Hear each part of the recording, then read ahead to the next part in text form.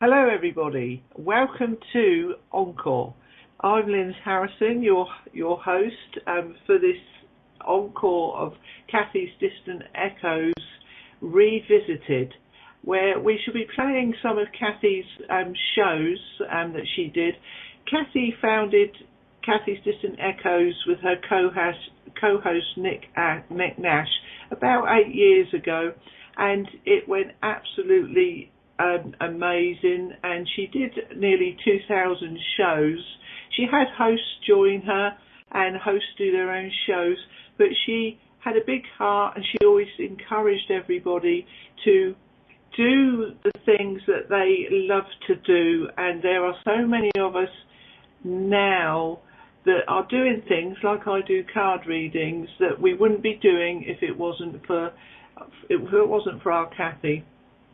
So I've just said a great big long list of things which nobody could hear. So please bear with me because I am new at this. I'd like to thank Chris very much for her help and advice, and I'd see Chris and Gigi and Jenny Satari are here, and I'd like to thank Jenny Satari for all her hard work she does in keeping IntuiTalks running. Jenny, you're absolutely amazing, and I know Cathy would be very, very proud of you because I know you knew each other, and she loved a platform where people could share information, and all she asked was that you be nice to each other. If anybody has any links they would like to share in the chat room while the show is on, please do. Because I am on the microphone, I won't be typing in the chat room myself, but please feel free to have a natter and have a chat. The show that I've picked for today is the very first one that Cathy did, and it was an absolutely lovely show. She had a guest on of Anthea Appel, who has written a book about the 911 emergency called the First Responders. It was first aired on the 8th of September in 2009, and it is Cathy's very good first show. I've listened to it and it is very good.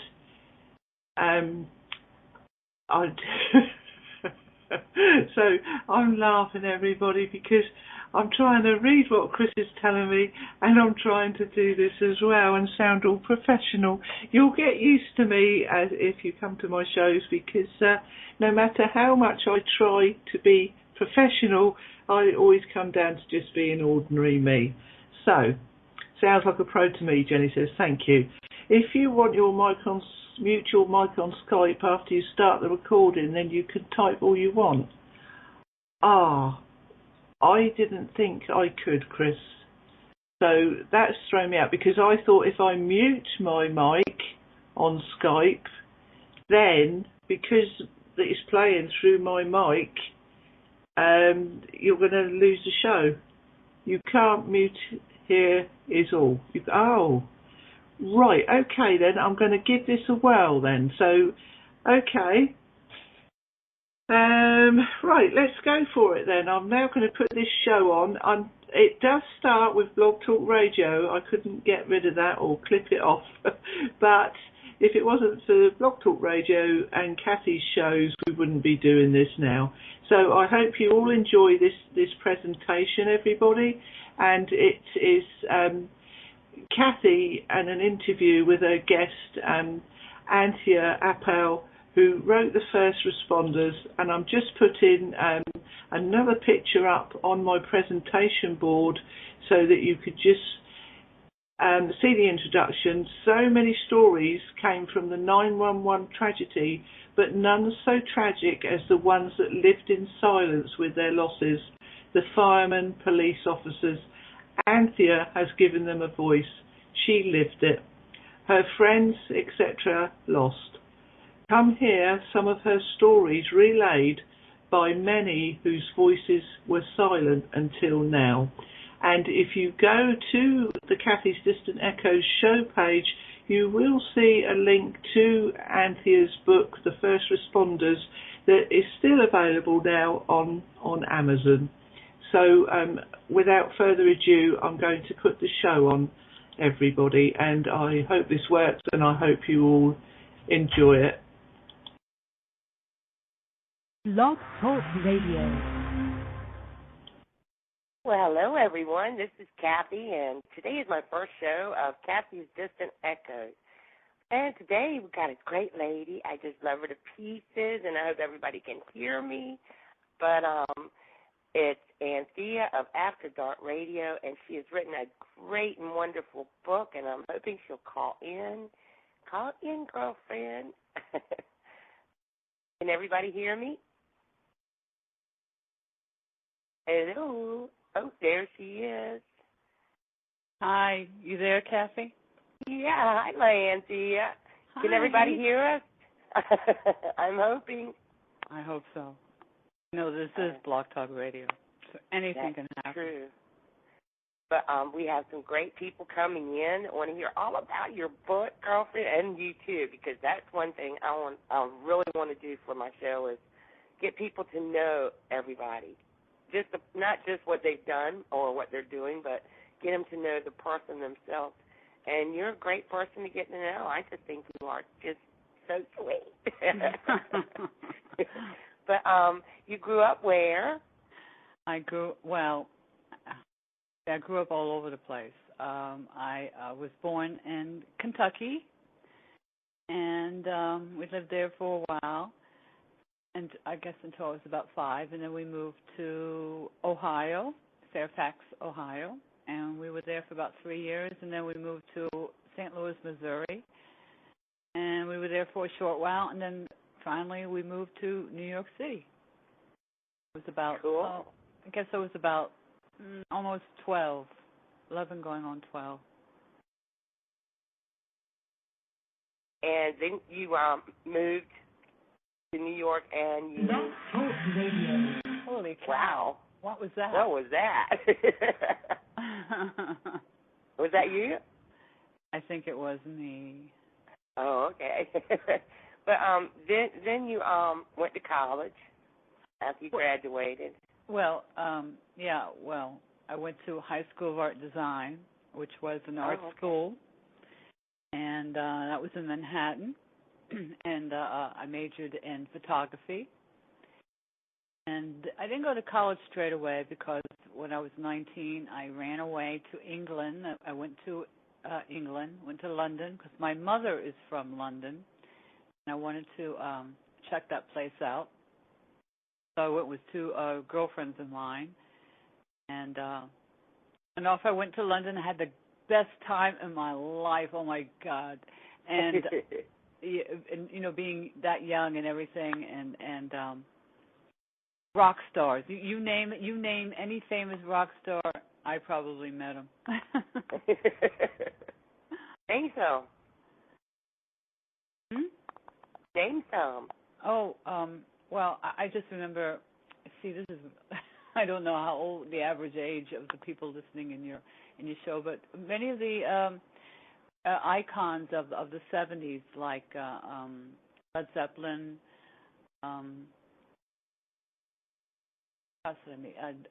Stevie Winwood. I don't know if anyone knows these people. Chris Christopherson.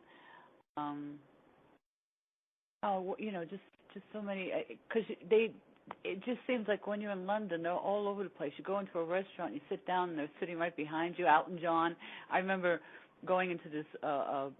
It was like a rock club, very quaint little place, a really nice little place that we had to go downstairs into like the basement, and I was sitting at this table, and I remember Jeff Beck was sitting there with us, and when it was time for us to go, I remember standing up, and I turned around, and at the same time I was turning around, the guy behind me and it was Elton John.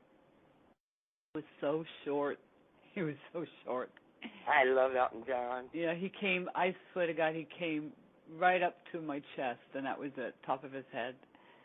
Cool. He was so short. And then what, you came back to the States? Well, I stayed in London for about a year. I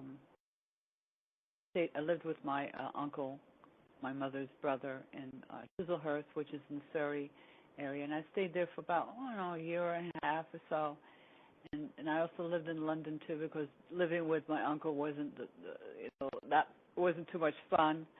And then I came back to New York City, and I did a little bit of modeling. Wow. And, yeah, modeling. Is that where that picture came from? No, that picture. No, that's a recent picture. My modeling pictures are all put away. I think my mother has most of them, and I got bored with that. And then I went to college. Went to Queens College because I really wanted to be a photographer at that time.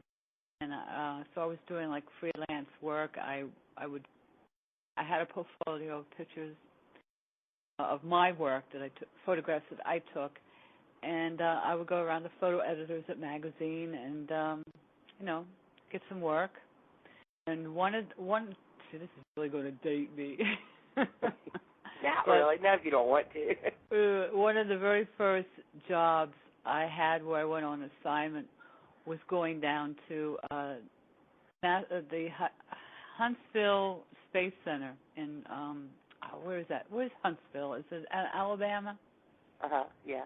Okay, I went to Alabama, and because I heard that they were training women as astronauts, and the space shuttle was just going on its very first voyage or a trip, journey, and I was very young though. I was like very young, and I went down there to the Space Center and out with the women astronauts and photographed them in training.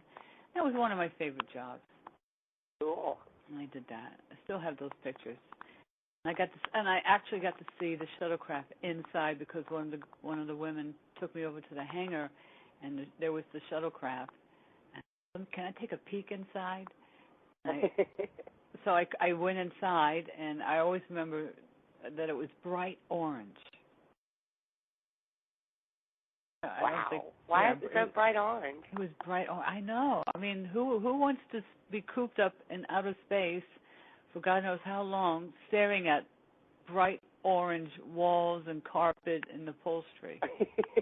Really? Yeah. You put up that little big-eyed thing, the little emoticon or whatever you call it. Yeah, because my eyes would be popping out by the time I got back. I'd be blind probably. Yeah, and so from there, I went to college and really had trouble settling on a major because there were so many things I was interested in, and so I did communications. Yeah, me stuttering, I'm really good at communication. You are really great at it. Thank you. I love your show. I do. And for everybody who doesn't know, Anthea has her own show, and it's called After Dark Radio, and it has music on it, but it's mainly because it's after dark when she has it. I love it. Oh, thank you. Well, I really did think it was one of those rock and roll the first time I saw it. I thought, because we have a show that used to be on TV called After Dark, and it was like a music, show on TV with nothing but music. So that's what I thought it was all about at first. But I found out different. Yeah. How long have you been coming to my show? For almost a year now, I would say. Just a year? Only a year? Yeah, I'm sorry. Okay, because I've been on. But she has had her show on for almost 3 years. Isn't that right? More than 3 years. May of 2006 when I first started my show. That is so cool. Well, I was still new with blog. I'd been with Christine it's been almost 2 years now. And I wasn't traveling around all the shows then. I was just trying to get used to being on a show. So, sometimes you look at the list of shows that they have over here on the lower right side, and you're like, shall I try this one? What's the fantasyguru.com? Okay. Who's Wayne Ghetto, and then there's one called Retarded Genius or something like that. That's the name of a real show? Yeah. Oh, wow. I don't know. Must be kids. I don't know. But you go in there and it's like, I don't know, about 20 seconds later you're like, oh my God, you got to get the hell out of there. I've been in a few of those. Yep. And I truly think that's what they're creating is that atmosphere of just got to get the hell out of here. But I don't know. I don't know what their purpose is. But well, so what did you go to college for? Well, when I went to Queens College, I started off with was it physics, but I was very bad with math, so I had to get out of that because I wasn't passing my calculus.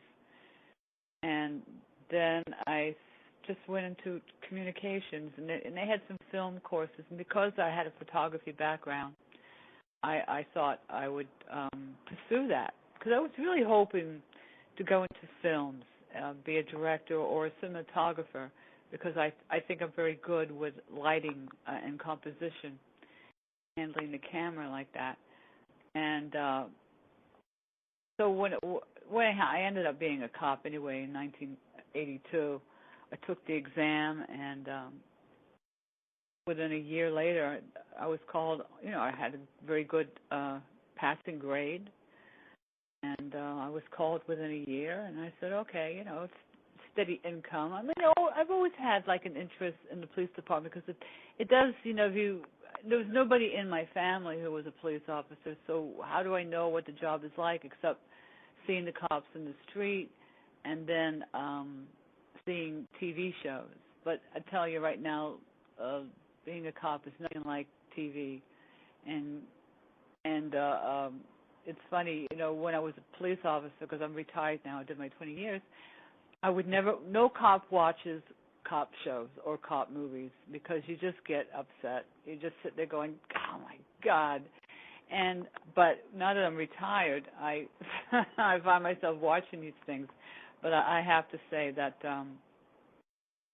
no, that's not even Law and Order really depicts the job the way it really, really is. No. But you were there when this happened. When what the reason the whole book is about. Well, you can tell. Well, what I've understood the book is so many people lost so many loved ones and everything, but then there were the ones, the police department and the fire department that really had to keep it hush-hush. No one would really ask them any questions on their losses of their loved ones. Yeah, well, we were pretty much pushed aside. The fire department, I know they lost a lot of men, and that was terribly tragic. But then they had 10 times the number of men in the towers in the police department because we work differently than they do. We work in smaller numbers. We go in as teams, one boss and 8 cops. That's how we work. So their tragedy was terrible, and of course the media really concentrated on them, and nobody really wanted to hear the police department. I mean, there was a lot of controversy during that time, about with the police and the fire department. The media kept harping on that there was some kind of rivalry between the police department and the fire department, and that we had information and didn't share it, which is none of that is true. None of that was true, and they were really pointing fingers. They didn't know who to blame for such a great loss of the firemen. They lost 343 people, but for some strange reason, they were pointing their fingers at the police department. And of course, cops we never say anything. We take it. That's the way we are. We take it. It's better to just keep your mouth shut and just have a tough skin. But a lot of cops were very offended and very hurt with this finger pointing, and they wanted to tell their stories and they couldn't. And I was very upset with the way it was presented. What was happening at the time, the media coverage, and I didn't like the rumors and the finger pointing that I was hearing at that time, and I knew it wasn't true. I knew that we behaved and performed professionally. I knew it. And so when I retired, I decided that I would take a look at it. I would start talking to the guys and get their side of the story. Nobody ever, these were guys who were in the towers. And one of the things that surprised me is that when I started going around interviewing them, they were very shocked that anybody cared to hear their story. And I was very surprised to know that not even the bosses within the police department, the higher echelon, had even bothered to talk to them. You would think that you would want to know was an incident of that magnitude about the conditions or suggestions that would be made for a future response to any kind of disaster. No one spoke to them. Nobody wanted to hear the story. Nobody cared. Got a question from Astrid in the chat room. She says, I've been watching the TV series Numbers. I was wondering how much the cops use mathematical applications to real-life cases. Probably not at all. I've never seen the show Numbers, but I can assure you that I'm not out there on patrol using mathematics to figure out. That was a good question, though. To figure out a crime. I don't know how they use it in cases. I have to see that show one time to give you a better answer. I've seen it a couple of times, and I believe it's a brother of a cop or a detective that helps them out in solving certain cases. But and he uses math. Okay. Yes, I never saw it. I can assure you, though. If quantum physics, I do believe. I'm sure if I went upstairs to the detective squad, I can assure you nobody's sitting around there doing, calculus on a blackboard. That's for sure. And that is a good show, though. It is. I've never seen it, and I always like it on Law and Order. They always bring in a shrink. I have never seen a shrink come to the precinct to talk to anybody. Never seen. Really? I've never seen an ADA come down. Did they come when all this happened? Y'all lost so many in the police force and all. Did they come then? No shrinks came. Shrinks to talk to the cops. They wanted us to talk to them because of post-traumatic stress. But cops don't talk. We don't talk to those people. Are you kidding? There's a huge stigma attached, showing emotions or any indication that something may emotionally be bothering you. No, there's a lot of stigma attached to that. That's why. That's so sad. Yeah. It makes you look weak. So police officers would never admit that something was bothering them. No. Now, I want to advertise your book on here. It's called The First Responders. It's the untold story of the New York City Police Department, written by our very own Anthea Appel. Anthea Appel. I'm going to say that right one day. But I'm Southern. What can I say? Okay. And the one I've got from here is on Amazon.com. But you can find it on Barnes & Noble and all that. But I really recommend it because it is stories of most of the media did not want to cover the police or the fire department in any way, shape, or form. They wanted to get the fire department. People. Yes, the fire department got plenty of book deals. Oh, did they? Yeah. Oh, yeah. They got those. Book deals. Yeah, they got huge book deals. Well, I just don't understand why they wouldn't involve the police department. I don't know. Everybody loves a fireman, Everybody loves a fireman because a fireman isn't going to arrest you. A fireman isn't going to say, you can't do that, or give you a summons, Now, I've been seeing some things. I don't know. I know you were there, but I've been seeing some things being posted on, different sites that are saying that the World Trade Center number 7, I don't know anything about New York too much, but you know which one I'm talking about? Yes, was never, in other words, it was made to look like it was involved with the airplanes going into the Twin Towers. But have you seen that where they're saying that it was they've been set saying up for that, bombing? They've been saying that since day one. Okay. it imploded into its footsteps around 5:30 that day, and there was really a minor fire in that building. There wasn't a major fire, but then there wasn't any water down there at the World Trade Center.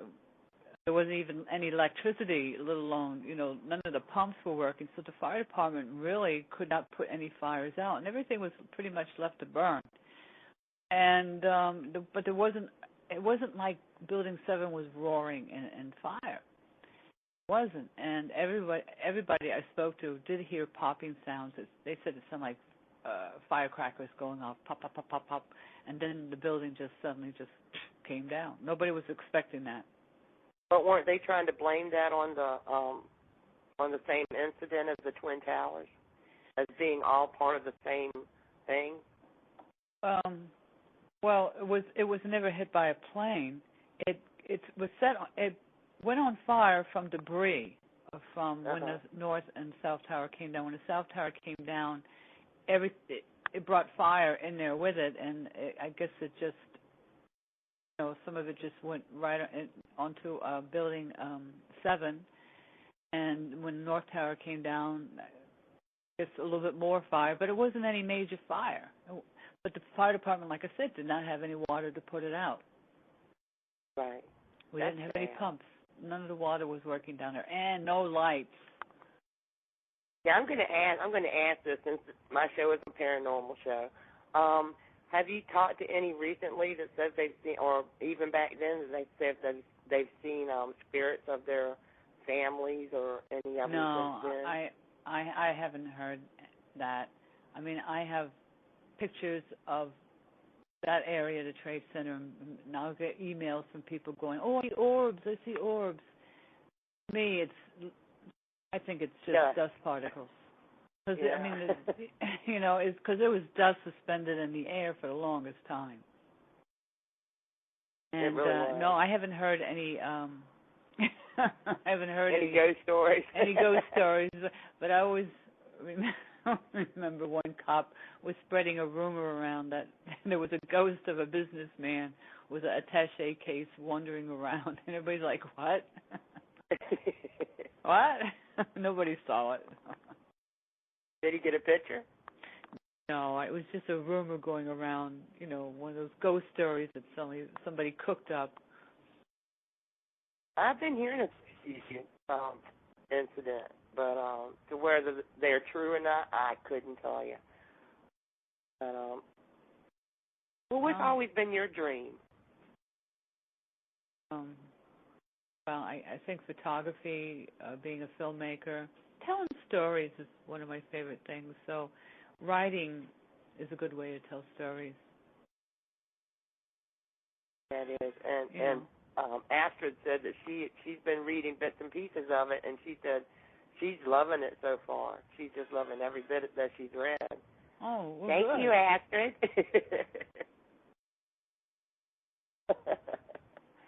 But we have some great people in here. We have Stan. Hi, Stan. Thank you for coming. And we have Brilliant Essence, which is our beautiful Astrid, and our beautiful Clover, and our little Kiwi Miss Dorothy, Flurp, Flurp. And our Lynn from England. Hi, Lynn. And Nudges, I just love her too. And our beautiful Ray Jean and West Coast Paranormal. We have some great people. The book is available at Amazon.com UK because there's been a couple of books bought on there because I see sales coming in from the UK, so you can get it over there. Cool. Yeah, I have it. And if y'all can't find it, just go up to the top of the page in the chat room, which is easy to get. We're on Blog Talk. And just come to www.blogtalkradio.com, Cathies Distant Echoes, and you can find Anthea talking and join our chat room. And it's free to join, so you can come in here and state your opinion.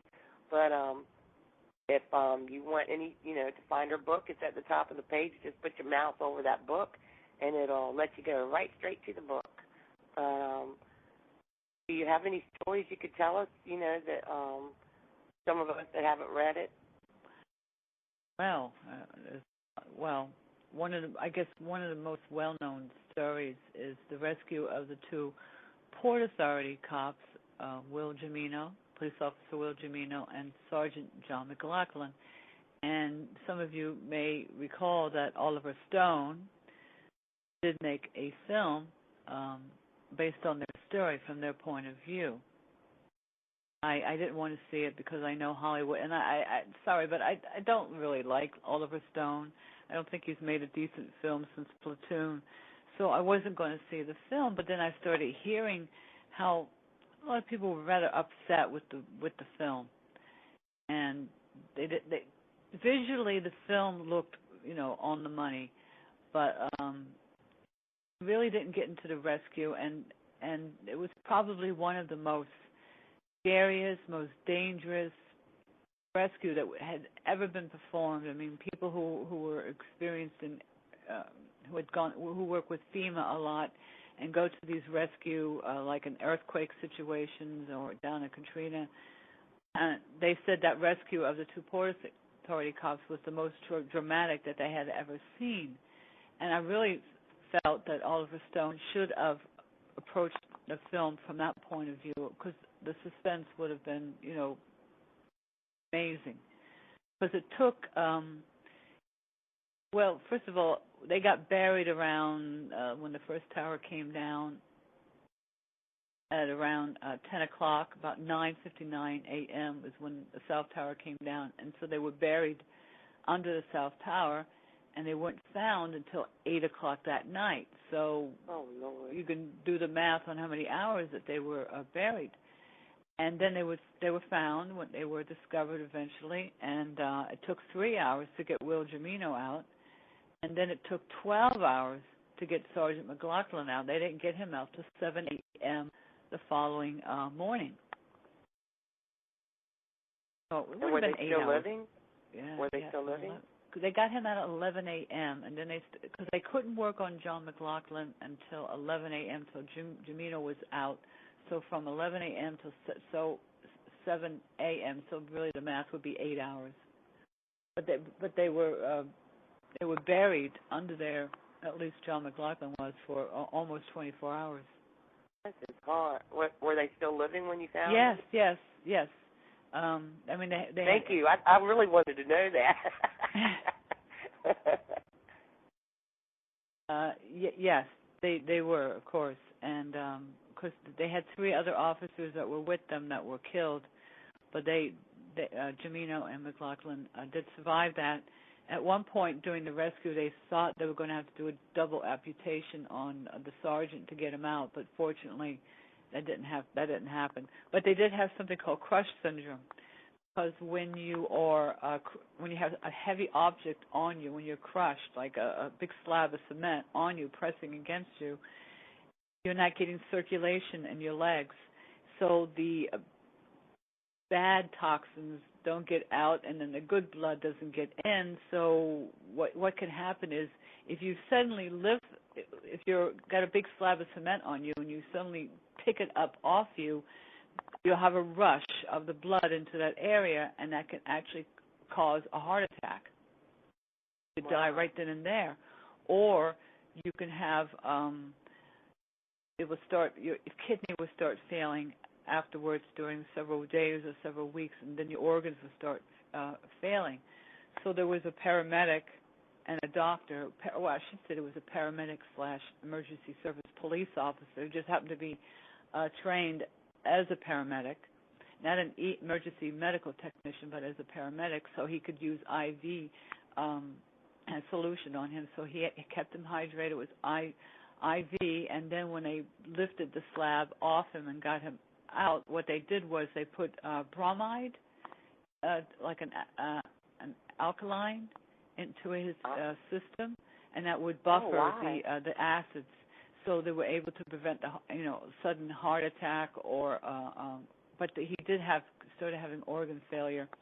But both of them, the legs were crushed, but they can walk. But I think McLaughlin. He's more severely injured than Jimino, so he has some trouble walking. That's both, hard. So and how are they doing now? Well, I don't know. I don't have any contact with them now. From what I understand, they're doing okay. They're retired off the job. They're not police officers anymore. They're off. You know, at 3/4, I would imagine.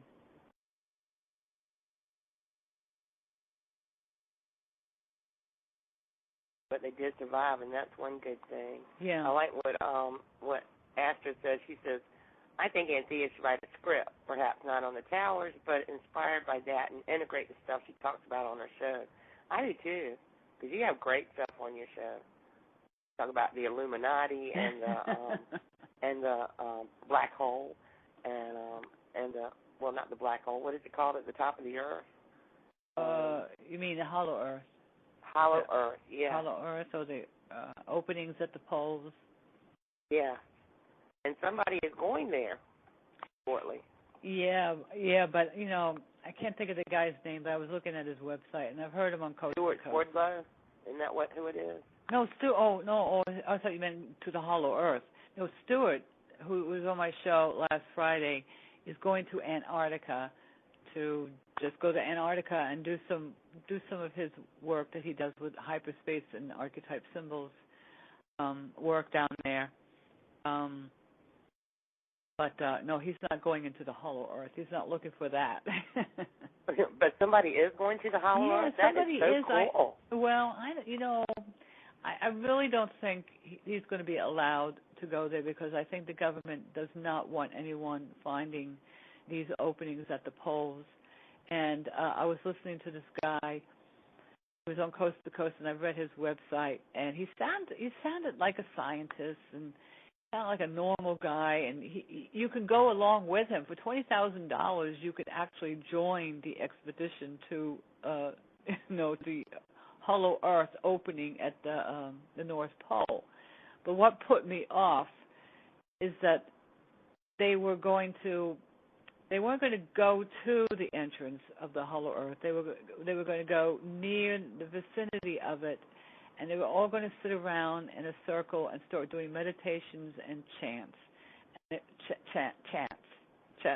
CHH, okay, and whatever mantras, chanting, and they were going to do psychic work where they were going to, entice the beings from the Hollow Earth to come out to them. As soon as I heard that, he lost all credibility with me, and I'm like, yeah, all right, sure.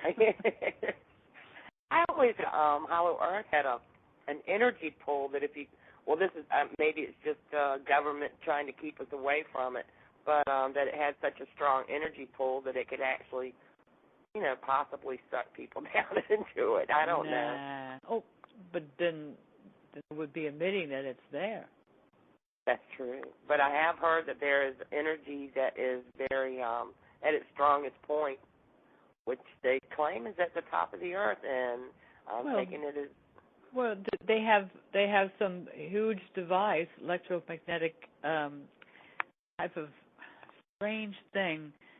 First they discovered it in Antarctica at Lake Vostok when the Russians were down there, and they were trying to drill through the ice because they wanted to find the landmass at Antarctica, because they wanted to see how old Antarctica was, so they wanted to take soil samples.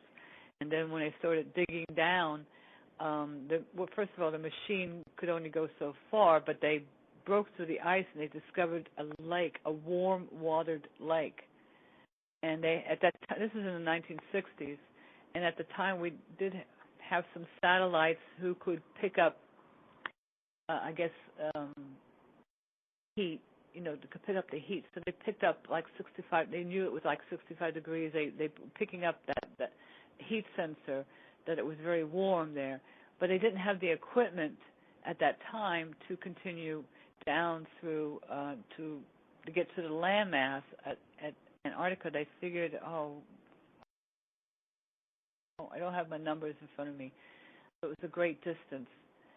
So in the 1990s, when they had better equipment, and they went back up there, and they started drilling further down, but they still couldn't reach the landmass at Antarctica. But what they discovered was an enormous object down there. It was not a natural object, and it was radiating this electronic pulse, and it was very strong. And what do you think it is? Well, some may think it's an alien device because there's another one that's at the North Pole that's absolutely opposite. It's near Greenland. And what was the name of the lake? There's a lake up there. Titicaca?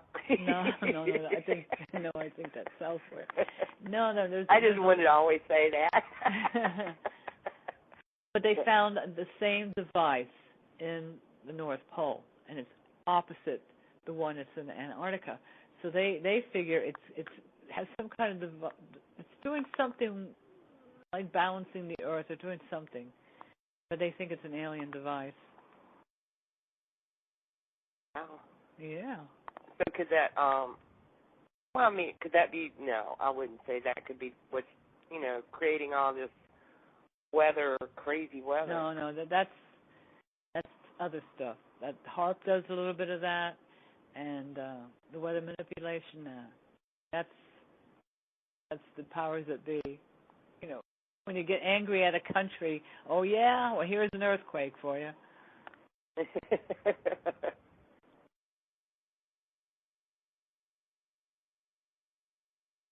Well, I've never felt an earthquake as far as I know, No. but I hope I never do. But we have our fair share of hurricanes. Yeah, but you're down in Virginia, right? Yeah, southeastern part of Virginia, close to the coast, at the very bottom, right there on about 3 miles from North Carolina. Well, but I've been all over too. So. Well, California having like some 400 tremors a week out there, and I was looking at Yellowstone Park at the fault line. Usually you think of a fault line as being like a straight line, right? Right. And I went to the USGS site, their website, and I looked up Yellowstone. I wanted to see the fault line in Yellowstone, and it's oval shaped. It's not a straight line. It's circular. What does it circulate? Inside Yellowstone Park, like in the center of Yellowstone Park, it's the fault line looks like a big potato. It's circular. It's not up and down or across. Circular. Wow, I never even thought about looking at that. Yeah, I just happened to look at it. I've seen Wayne Andrea Fault. That's great. When you look at California, it's like, oh my God, there's so many fault lines. It's not funny. That's true, but they're all joined to that one. It's like they're branching out. Yeah. Like a tree. Thank you, Astrid. Bye, Astrid. Love you, girlfriend. Have fun. She's going to play tennis with her son. Aw. She's a sweetheart. But yeah, those fault lines are true. But I really have to look into that one in the park there. Well, those are the geysers and everything are getting more abrupt than they used to be. Yeah, well, there's sulfur being, thrown out. I think I talked about it on my show 2 weeks ago about there's like a hot spot that is so hot that the heat is emanating so high up that planes have been told by the FAA not to fly over Yellowstone because of the heat could actually flip over planes. And and a lot of the animals that are leaving Yellowstone Park, like the buffalo, deer, and the government was shooting them as they were leaving the park. And they would tell the cover story they were giving the public was that the buffalo and the deer had some kind of disease that could be passed on to domesticated animals, but that wasn't really what the issue was. It's that the buffalo and the deer had sulfur poisoning from the volcano, the geysers that's being emanated out of Yellowstone. And so if you ate the meat, the buffalo meat or the deer meat, you would get sulfur poisoning. And then people would know there's something going on in Yellowstone. Wow. But was it Old Faithful? That one, used to be so small when I was a kid. And I'm not afraid to tell my age because I was born in '55 and it was very small back then. So here lately, it seems to have really grown. And where they have the walkways and everything, they're having to raise them up and everything because what do you call it? The flow is rising. Mhm. Well, there's a caldera in Yellowstone that's getting active. There's a magma that's moving across through Arizona into California, and that's setting the we were talking before that California has all these fires. It's like every month they have a big fire, and they always blame it on somebody throwing a cigarette out the window or a campfire. Oh, that's been going on forever. Yeah, but they always blame it on a bunch of college kids, right? But it's funny how they never make an arrest. And I think with this one fire they're having right now, you got Schwarzenegger offering a $100,000 award for the arrest of whoever set the fire, and like 250 miles radius of all this land is up in smoke. You wonder if there's anything left of California. But what it is, it's the magma that's moving under the ground that's setting the roots to the trees on fire. And of course, when that happens, the fire, goes up the tree trunk, and poof, now you have a fire. That's where it's Mother Nature's going to take care of herself, that's for sure, whether anybody likes a cigarette or not. Well, they know California is going to be under the ocean. It's going to Lemuria will rise, and California is going down with it. That's probably why they allowed it to go bankrupt. The whole state goes bankrupt. Yep. Because they don't care about it anymore. It's just like with New Orleans. Nobody's bothered with New Orleans because they know eventually, in a few years, it's all going to be underwater. Why put any money into it?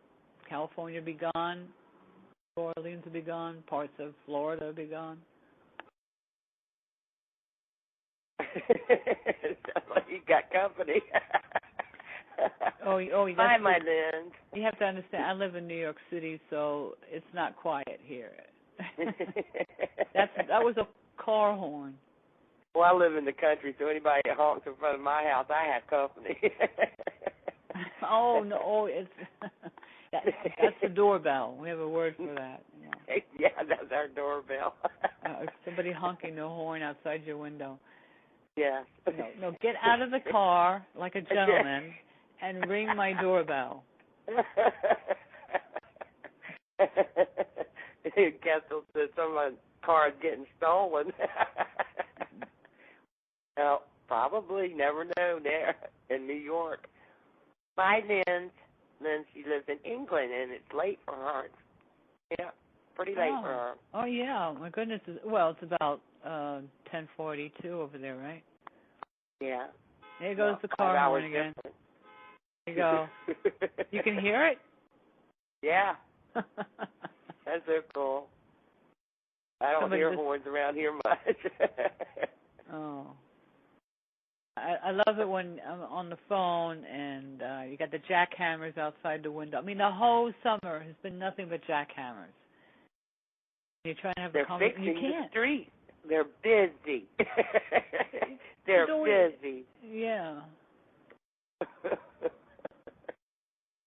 Oh my goodness! But your book it's selling really good, girl. I mean, because you care about the other person. You cared about their stories. And what did you told me that they were so amazed that somebody wanted to know what their stories were. Mhm. They didn't think anyone cared. They felt unless it affected you personally that you weren't going to care. Yep. And I think that's so sad. And then they did have journalists at one point did approach them, New York Times journalists. Oh, let me write your story. And the guy is, like, why? What's it to you? I mean, why do you care? But I was fortunate that they spoke to me because, well, I do care because I'm a police officer and I care what happened. Yeah, and you were there right along with the rest of them. Yeah. So, course, you're female. that might have hindered it a little bit, but and tell me, they did give you a hard time when you first started working there in a man's so-called world, right? Yeah, and when I came on in '82, there really wasn't that many females on patrol. I believe it was in 1979. They did have female office, in the police department, but they were not officers. They were called matrons, and they worked inside. But the women in the police department wanted promotion, and the only way you can get a promotion is you had to be an officer to take a test, so you could be a sergeant, a lieutenant, and so on and so forth up the ranks. So they said, okay, you want to get promotions, you want that, then you got to go out in the street like a police officer. And they all said, okay. So I think that was in 1978 or 79, and I came on in '82. So, yeah, it was a little hard. But you made it. You made it through, and they gave you the respect that you deserved, and right? I hope they so. did, didn't they? Yeah. Well, they did, because you always had some guy make some comment to you, and I said, listen, it's 1982. Women make up 50% of the workforce. Get used to it. They're going to be in the police department too. Every year. Get with the program. But women, they had to have given you enough respect of giving you their story, because, if no one else seemed to care until you came along, then that had to have been really hard for them, because it's been with them for a long time. Oh, yeah. Well, it was, in a way, it was kind of getting things off your chest, because media and pointed fingers, demonized the police department during 9/11 when it was the most stressful for us, because we lost cops, and to have that and that not being able to get something off your chest, in a way, you're going to get it's. You need to get it off. You need to talk about it, and for the public to know, also. And what have they said since? Have any of them read your book, or? Yeah. Oh, yeah. Mhm. And what have they commented about? They like it. They like it a lot. They really appreciate it, and some would like me to do a book on the aftermath of 9/11, and there's some other stories that I don't know if I want to talk about them yet, because I haven't gotten the commitment from person yet. But I have another idea for a story. It'd be nonfiction also, and what I've been hearing, it's an amazing story. Could you give us just a hint and not give any names? I don't know. No, really not. I'm going to keep mum on that. Okie dokie. Until I get a commitment, and then I'll talk all about it. Because you really are a great writer. I love your show. And again, if anybody has missed what Anthea does, she has her own show on Blog Talk. She's had it for over 3 years now. And it's called After Dark Radio. And it's great. It comes on every Friday night at 10 o'clock Eastern Standard Time. So figure the difference out in your own time zone. But but it's great. And she talks about everything that most people will not talk about. And she talks about the latest news and gives comments on what she thinks that's all about. And I love the way she comments on things. And in other words, she'll full of crap and all this other stuff. I just love your show. Oh, thank you, Cathy. I enjoy doing it. But I have to start getting guests, because I did have a guest last Friday, and I occasionally have other guests. People do contact me sometimes to be on the show, but there's certain things I don't want to promote, so I never like to say no to anyone, because I know how important it is to have an interview, but there's certain things I don't want to promote, so But, I hope to get some more guests. I have a couple ideas. Well, that's what makes you a great lady, too, because you do believe in discretion, until someone says it's okay. And you do have a hard time saying no because everybody, she has not had much sleep all night long, and bless her heart, she still said she'd be here for my first show, and I'm just so tickled to death that she is. But I just love Anthea to death, and I know she's tired, and I'm sure she wants to go lay down and go to sleep, so I think I'm going to cut it short if it's okay with you, Anthea. Well, that's all right because I kind of got my second win, and we do have 10 minutes. Okay. I just want you to feel comfortable, and if you're tired, just go to sleep. Yeah, well, I'll make myself a drink, a cocktail. That'll knock me out. I'm coming over. Yeah. I don't know why. Bring my scotch. I don't know why I couldn't sleep, but I couldn't sleep, and when I finally was able to close my eyes, why does everybody have to do this at 7 o'clock in the morning? They have to start the jackhammers. I don't know. 7 o'clock in the morning. Not around here. They'd say they're going to fix the road, and we won't see them for the next 6 months, and then they'll say, okay, now we've got to really do it, and then they'll come around. They'll stay for a couple of days, and then they'll be gone for another 3 or 4 months. But yeah, it takes them about 2 years to do a month thing. So, but leave it to Virginia. So, at least Southern Virginia. Anyway, it took them, I think, our 95 down here down south, supposed to have had it done in, I think, 10 years' time, and they're still working on bits and pieces of it, and it's been since I was a kid, so that'll tell you how slow they are. Sometimes things are pretty slow here in New York City, because I can remember when you're on the LIE, the Long Island Expressway, going into the Midtown Tunnel to go into Manhattan, there was construction, I swear to God, in front of this Midtown Tunnel. It had been for years and years and years.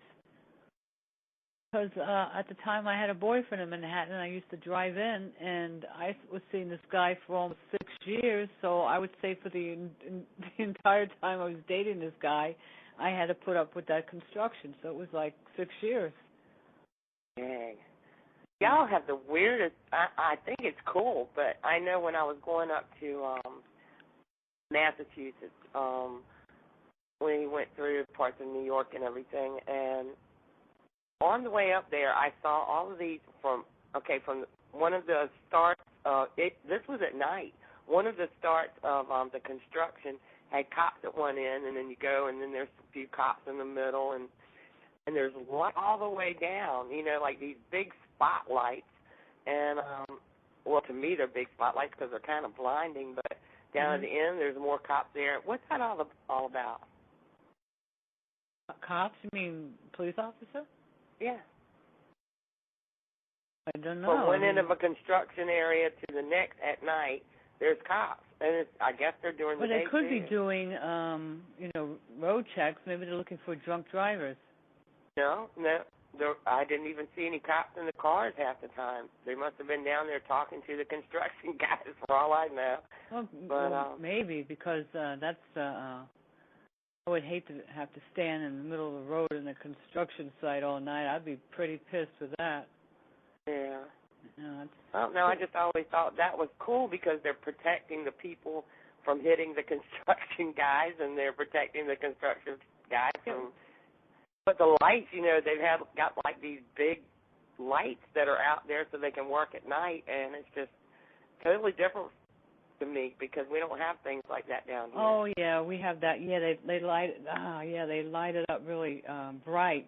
But no, there wouldn't be from what I understand, it would never be a police officer assigned there unless there was some kind of issue. I mean, I don't know. Wow, it's just weird when I was going up there. So much is different than down here, but I like it. I like the way that it's more protective in certain areas. It's population is so large. So what's this blogtalkradio.com animal messages? What kind of animal? Oh, that is Stan and Kestrel and Dorothy, our AKA Energy Therapy, and I'm going to be on their show Thursday on Blog Talk, Animal Messages. I'm so excited. But what is they mean by animal messages? Stan, he reads animal cards, animal tarot cards. Oh, okay. All right. Okay. And we know what Dorothy does. She reads auras, and she reads. She's very psychically in tune, and she's a sweetheart. But she does health readings and a lot of things. And I like what Kessel has put in here. He said there's a site to go to, http://www.ussnewyork.com/. And he said this ship is made from steel from the Twin Towers. Yeah. You ever heard that? Yes. Yes. Wow. No. They couldn't wait to get that steel out of there. Couldn't wait. That is just sad. Yeah, I mean. Wonder if that ship's haunted. I know. Yeah, really. I mean, NIST came to New York to investigate the steel, look at it, and it was gone. I'm like, what? What? And that's what they did with it. They made that ship. Yeah, or they sent some to China. And for some reason, I vaguely remember. I remember because now it's like 8 years and it seems so far away now. But I kind of remember people were upset because I think the mafia was stealing some of this steel too. I remember that, something like that. Oh gosh, why? Well, for scrap metal. Oh, okay. You can't do anything in New York City without the mob being behind it. They were told to put it back. Put it back. And did they? I think they did, but who knows? You can't believe everything you read in the papers anyway. Well, media is kind of instigator too. So. I don't believe anything in the paper. You be a cop and you be at a crime scene and you were there. You saw the situation. You know what went down, and then the next day you read about it in the paper and you went, wait a minute, I was there. That didn't happen. Where do you get this from? Well, he got all kinds of stories that ran around for that particular day. Oh, there was a lot of rumors, Well, we have 3 minutes left, and I still want to thank everybody for coming and hearing my beautiful Anthea and talk about her book and all kinds of things, because she's such a great lady to listen to. And if you want to hear more of Anthea, please come to her show Friday nights at 10 at After Dark Radio. And it's a great show. That's Eastern Standard Time. And she has a great book called First Responders. And finding it on Amazon.com. And her name is Anthea Appel, Appel. And she's just a great lady with interesting stories. And please come here. And thank you, Anthea, so much for coming to the show. Well, you're very welcome, Cathy. And I hope you do get some sleep, girlfriend. Yeah, me too. And I want to thank Kestrel and Fiona and Ray Dean and Reiki Master and Dorothy and Lynn and all of y'all for coming to my first show. Y'all really made my day special, and thank y'all so much. And bye, everyone, and I love y'all. And bye, everyone. Wasn't that lovely to hear, Cathy? And I hope you're hearing me okay. That was a very interesting show, and I'm so glad we all came together to be here and also to share this. And I'm planning on putting others on. The next show for Encore will be next Friday at 3 to 4 Eastern, 8 to 9 UK. I may make it, I'm Lindsey-Harrison, I may make it a weekly thing, as this is a particularly quiet time for me, whereas the rest of the week is pretty manic. So it's easy for me to put an encore show on in the quiet here. I'd like to thank everybody for coming, and it's lovely to see you all here. And thank you, Chris and Jenny and Gigi and Robert and Gigi. It's ever so nice to see you. All of us have known Cathy for so long, and we've all met each other over the years in the chat rooms that Cathy did her shows on. So I'd like to say good night and God bless you. And I'm going to go out with a tune that I feeling that I need to play this. It's If I Needed You by Randy and Britt Wilcox. And do you know, people are so nice. We were so pleased when we were given the rights to play Randy's music. So I've still got the thing that says the permission to play the music, and this is a particularly nice song. So this is Randy and Britt Wilcox with If I Needed You. And good night, everybody, and thank you for coming.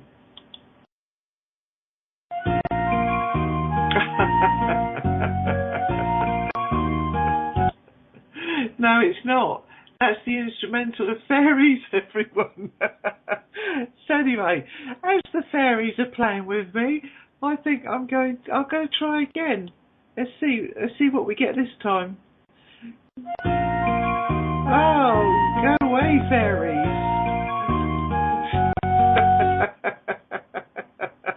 I think Cathie's having a laugh, don't you? Play now. Right. Let's see what happens now. Oh, now this is angelic. I was going to play this and I didn't. So I'm going to finish with this one. Please let me know what you think. And if it's too sad, just grab a box of tissues and let me know.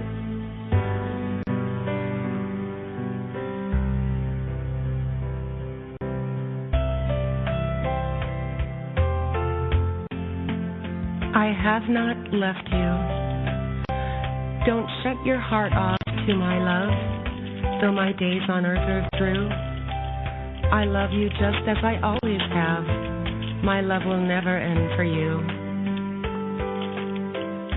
I have no body that you can see, no physical one to embrace, but my love for you remains the same, and it will never be replaced. Please don't focus on the day I left, as it will only bring you pain.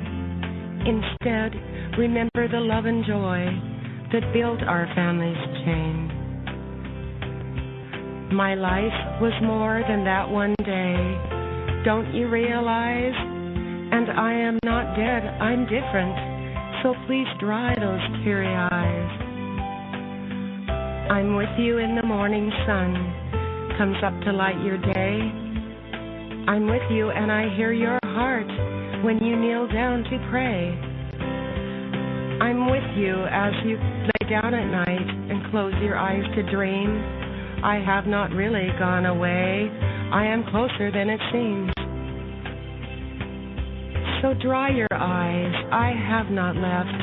I am with you every day. And please know I love you dearly.